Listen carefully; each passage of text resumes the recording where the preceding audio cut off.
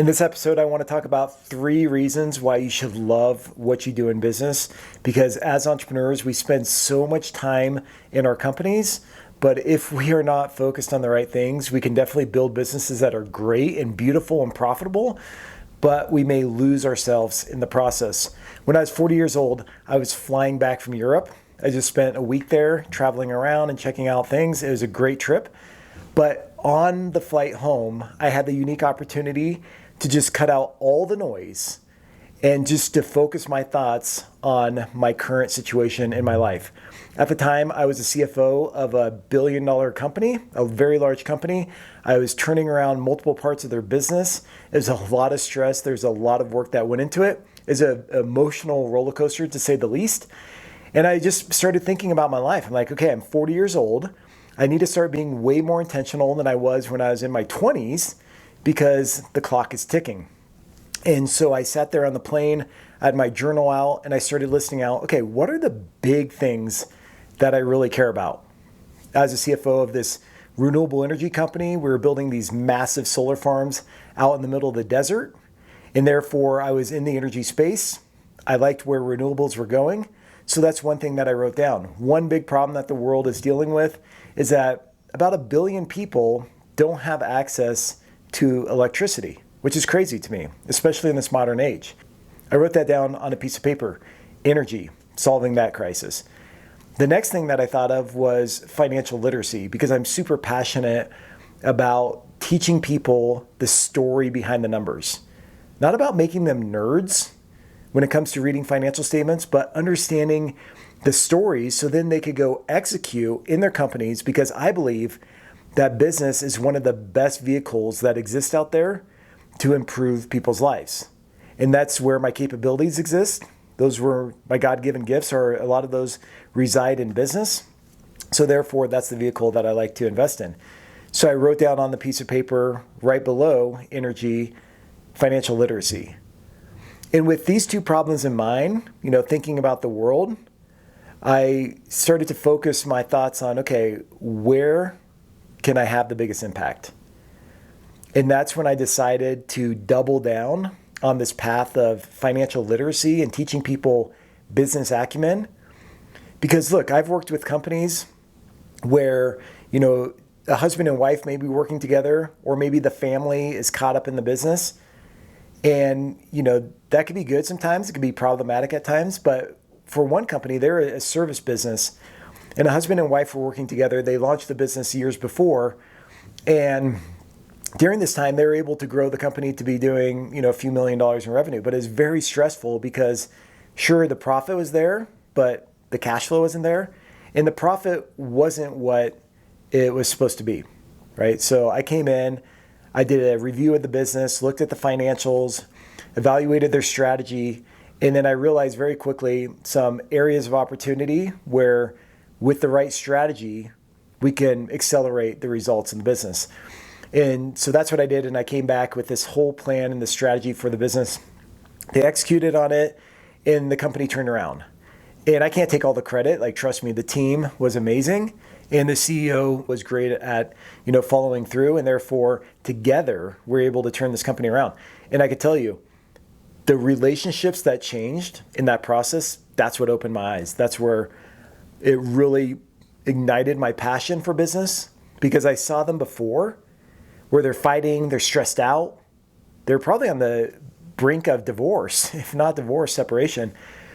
And there's just so much stress and contention in the family and in the relationship and in the business.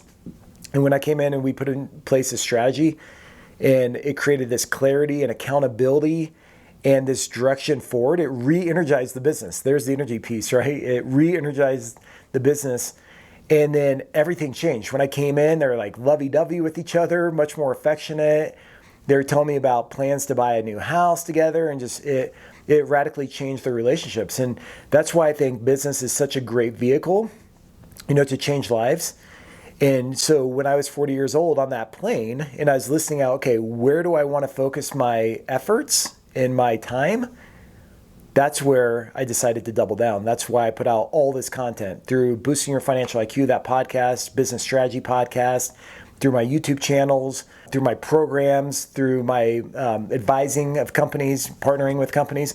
I do all this because I love what I do and I love how it changes lives. It's much more than just a cliche or some, generic vision statement or mission statement that I came up with, but truly I believe my purpose is to elevate lives through better business. If it wasn't for that time on the plane, sure, I probably would have come to this conclusion at some point, right? I believe this is my destiny. But the reason why I say you got to love what you're doing in business is because when I was 40 years old on that plane, sure, I was turning around a company and there was a lot of like intrinsic and extrinsic rewards that came through that process. But also, I wasn't super happy. I was living across the country from my family. The majority of my family lives in the Denver metro area. My mom's getting older, and I thought to myself, look, I can make all the money in the world, and I can make a ton of money. And I was making a great living. But without the things that matter the most, without those relationships intact, like it doesn't matter. Like none of it matters. So that's when I decided to leave my role as a CFO. The company's in a great spot. We're spinning off a big part of the business to private equity. And I moved back to Colorado. And that's when I came back and I started Coltivar back up. I'd started it previously. I just took a little hiatus.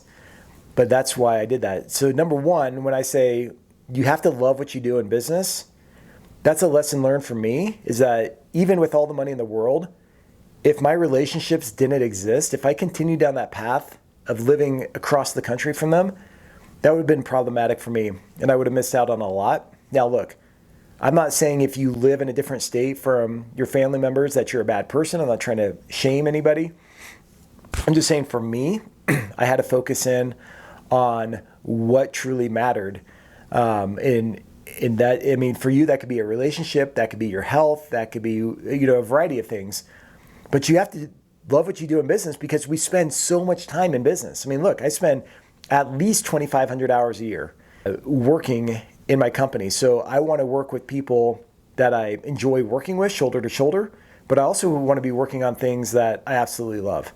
So that's number one. Number two, what I want to talk about is the reason why you have to love what you do in business is because, oftentimes we can wrap our identity into the companies that we're building. And look, when I started my first business at 16 years old, I had no idea that it was going to grow into a multi-million-dollar business, but it did. And I loved it. I had the shirts, I had the hat like this, right? And I had all the gear. I loved the logo. I loved the business. And even at one point, I even thought about getting a tattoo. I was going to get a tattoo on my chest, my company's logo. And then I was like, okay, don't do that. Good thing I didn't, right? Because that business isn't around anymore. But the point is that sometimes we can wrap our identity into our businesses and we spend so much time working in the businesses that we can almost become that business that we're working in. And if we don't love what we're doing, trust me, it's going to spill over to other parts of your life. I've been in situations where I've worked for companies or I've built companies and the company's mission or their strategy just doesn't align with what I'm all about, and it creates this underlying discontent. And when I found myself in these situations, if I don't make a move, then it starts to harm my soul. And I don't mean to get too spiritual on you here, but I think it's important to understand that our souls, they know when something isn't aligning with our values or our purpose or whatever it may be because we feel discontent.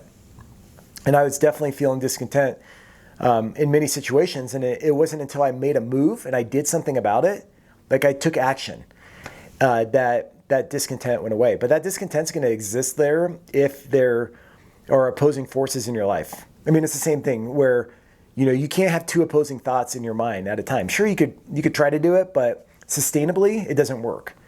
So if you're doing something in your life that's not right, trust me, I've done that a lot, made a ton of mistakes here, so I'm not here to preach to you. But if you're living that way, then you're going to feel some discontent. And until you correct that or you change the behavior, that discontent is going to exist. And it's happened over and over again. Let me convey a quick little story. I was talking to a friend years ago, and she was telling me about during the financial crisis back in 2008, 2009, there were two partners. in this business, and they were so wrapped up into the identity of the business. They were the business. The community knew them as the business. They were synonymous with the business name. And unfortunately, when the economy changed and the economics of the business changed and no longer were they making money, these partners were, stuck in a bad situation. They ended up filing for bankruptcy.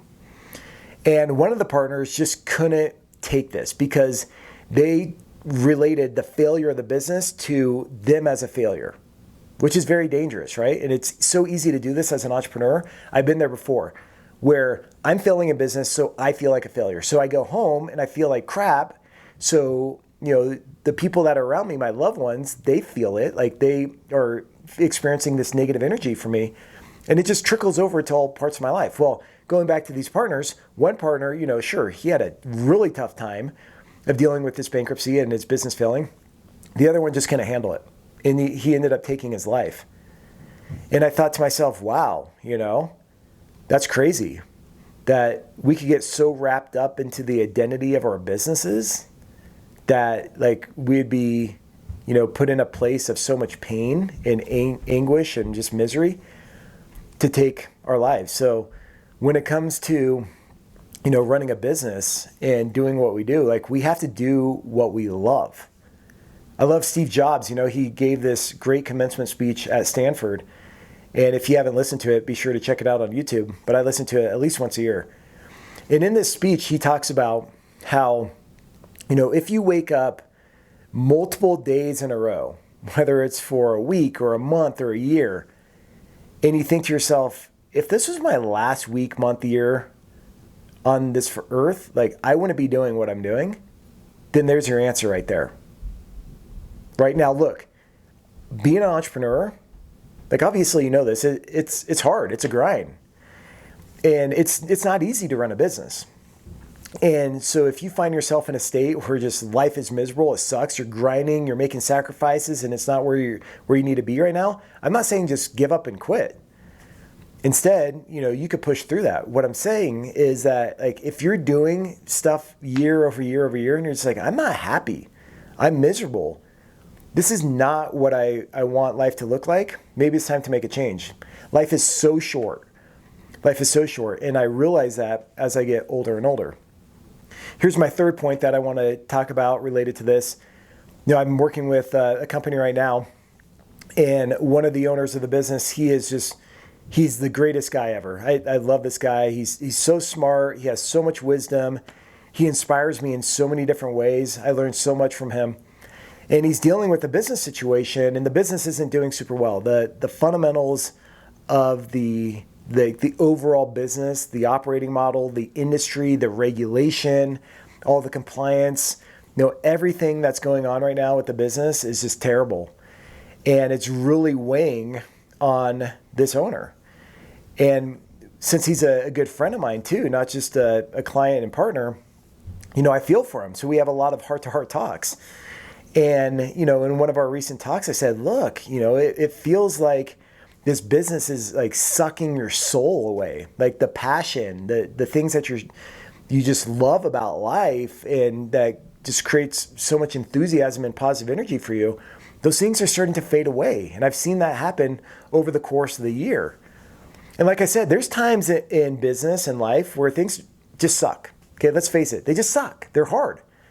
And it doesn't mean that we just give up. But what I am saying is that there are situations where, things are just sucking the life out of us, whether it's a relationship, whether it's just a negative situation, whatever it may be, and we just have to make a change. So I was talking to this entrepreneur about this. I said, look, the other things that you've done in your life, the other businesses that you have, because he has other businesses, and in this one in particular, you've been very, very successful in this other business. I mean, that's what propelled you to where you're at today. Why don't you do more of that? Because this other business over here is just killing you. It's just sucking the life out of you. He's like, yeah, you're right. And we've talked through that. And I just think about my life, and I relate these lessons to myself. I'm looking in a mirror right now, metaphorically, saying, Steve, don't fall into the same trap because it's so easy to fall into. I don't want to wake up at 65 thinking, look, I have all this money. I made, all this wealth and I'm very successful. But my relationships with my kids are non-existent. My wife and I, we don't even know each other. I missed out on, time with my family and loved ones, and I didn't take care of myself in the process. I mean, that would be terrible. So I think when we're intentional and we love what we do in business, it can make all the difference in the world. I've been in situations before and I feel trapped. Like I don't know how to get out. And maybe you're feeling that right now, and that's probably normal. And I always joke and say, look, it took me 1 year to make a decision. It took me, 5 seconds to act. And isn't that so true in life, where we think about something and it's so nuanced, like every situation, whether it's, hey, I need to fire this bad employee. They're not adding value to the company, but this and this and that, and they're related to this person, and it makes it awkward over here, or it's going to impact the business here. So we just sit on it, and it stews and stews and stews, and we compile all this discontent. And it takes us time to come to these decision points. But then after a while, we're going to know 100% for sure, okay, it's time to move. It's time to act. It's time to change. So maybe you're not at that point, and maybe you have the luxury of just waiting it out. Sometimes time will just, take care of itself. There's other times where we have to think, look, life is way too short to be miserable, to be struggling with this, or to be trapped in a toxic relationship. And that's where I would invite you to have the courage to act. Because, in the past, when I held on to an employee for too long and I didn't fire them, and then I finally did, I always look back and I think, why did I do that sooner? Because my life is actually way better, and I found somebody even better than that person. And so sometimes we hold on to things and we hold on to this pain. Sometimes it's comfortable. Sometimes we do weird self-sabotaging stuff. I don't know why we do it. I do it in my life. And until we realize that, look, life is way too short. I'm put on this earth for a very specific purpose. We are all children of a higher power. I believe that. And therefore we have these divine abilities. And when we start realizing that in our potential, in the grand scheme of things, when we step back and we take a macro perspective on life, then everything changes. And when we do that, then we can start getting more intentional about life. I just bought a calendar the other week, and it's called Lifetime in Weeks. And it has all these bubbles for every single week of life. And I went through with a Sharpie and I colored them in all the way through 44 in 1 week. Actually, I'm recording this right now. My birthday is this weekend. I'm going to be 45, but I'm starting a whole new row. And when I look at this chart, I think, wow, time is really short. And, oftentimes, time will go by, it'll go by really quick. And I'm like, oh, I forgot to film the last 3 weeks. I'm like, dang, 3 weeks just went by. And when I look at life and I think, is this how I want to be spending my time? Is this what I want to be building? Is this what I want to be working on? I've been way more intentional. And when I work with clients now, I have the luxury to decide who I want to work with and who I don't want to work with. And the same thing may be true with your business and your clients. You may decide, look, I'm not working with these people anymore because they just caused me way too much stress and the juice just isn't worth the squeeze. So that's what I wanted to share with you today. That's what's on my heart. That's what I wanted to talk to you about today, is just loving what you do in business. Because if you don't love what you do, it's going to show through. And sometimes, look, maybe you've been cranking for the last 20, 30 years. You may need to step back. Maybe it's time to let somebody else run as CEO so you can step back and do what you love in business. That's the last thing I'll share with you and I'll be done. I just helped a company transition recently where two partners, they had a great working relationship for years. They built a very successful company. One of the partners bought the other partner out. It's all friendly. It's a great deal. But now, I was just at the office of this company a couple weeks ago, and I was talking with the guy who got bought out, and he's like, Steve, I'm so happy. I feel so light and so refreshed and so relieved because now I can focus on building the culture. He's like, I'm driving out to job sites. I'm talking to employees. I'm doing training. I'm mentoring people. And I could just see it in his countenance. He's just so much happier because he is focusing on the things that he loved in business. That's my invitation to you. That's what I need to work on myself. That's why I do these episodes. Oftentimes I'm talking to myself. But that's what I would encourage you to think about as we roll into this week, is how can we do more of what we love in life, and how can we cut all the nonsense and the stuff that doesn't really matter in the grand scheme of things. All right, that's it. I hope you have a great week, and until next episode, take care of yourself. Cheers.